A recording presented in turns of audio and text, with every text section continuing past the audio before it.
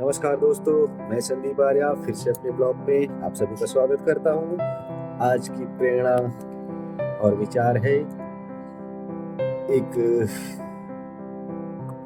गजल शेर कविता से शुरू करना चाहूंगा। कहना है कि खुद को खुश करने के लिए भगवान को नाराज मत करना।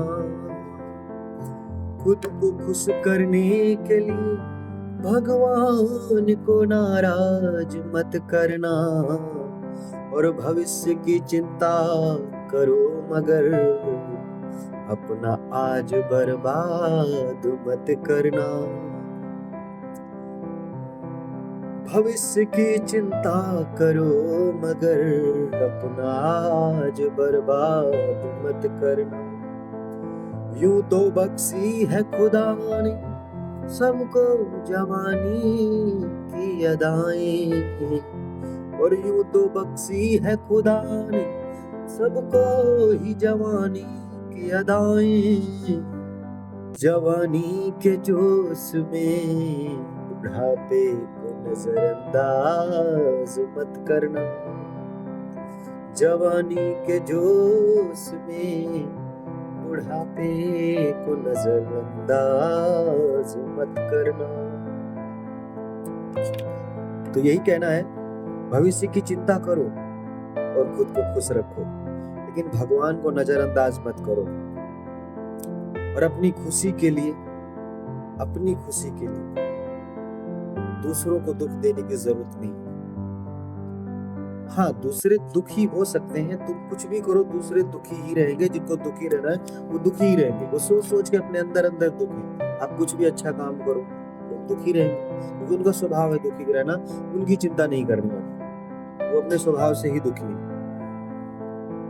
और दूसरी बात ये है कि जो लोग जवानी के जोश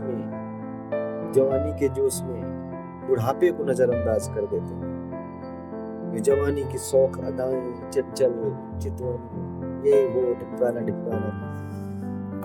तो फलाने ढिमकाने के चक्कर में बुढ़ापा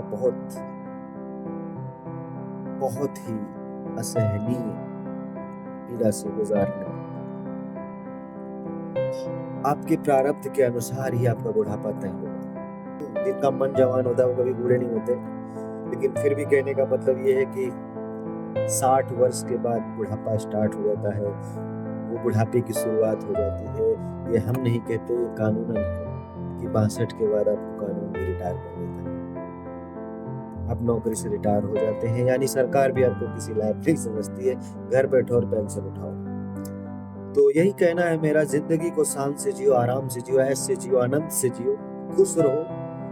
जहां तक हो सके दूसरों को कम से कम तकलीफ हो। कहना है कि जितना आप दूसरों को खुश रखोगे, बुढ़ापे में खुश रहने के उतने ही अवसर ज्यादा। लड़के बच्चे खुश रहेंगे तो हो सकता है बुढ़ापे में आप खुश रहेंगे। और ये तो लड़के बच्चों के विचार पे निर्भर करता है, जैसे आपने उनकी परवरिश की होगी उसके अनुसार ही वो आपको बुढ़ापे के दिन दिखाएंगे।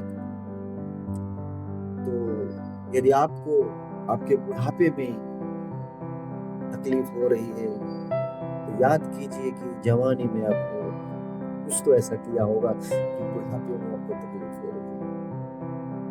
वरना लोग तो बैठे बैठे हार्ट अटैक से मर जाते हैं, ईश्वर उनको फट से उठा लेता है, कोई टेंशन ही नहीं होती। आपको क्यों भुगताया जा रहा है? आपके बेटा बेटी आपको घर से निकाल रहे हैं, आप दर दर की ठोकरें खा रहे हो, भीख मांग कर खा रहे हो, कुछ तो रीजन रहा होगा। सब प्रारब्ध पर निर्भर है। आपका प्रारब्ध जानते ही क्या है? जिसे एक बच्चा पूरे साल तैयारी करता है, अपने परीक्षा के समय जो क्वेश्चंस आते हैं, जो प्रश्न आते हैं, उनको आसानी से हल करता है, की तैयारी ही प्रारब्ध थी। और परीक्षा के हाल में बैठना 3 घंटे का है ना, वही बुढ़ापा है। तो इन्हीं प्रेरणा के साथ और इसी विचार के साथ मैं संदीप आर्या आपसे विदा लेता हूँ। ऐसे ही मेरे चैनल पर बने रहिए। जय सनातन, जय श्री राम, राधे राधे, राधे श्याम।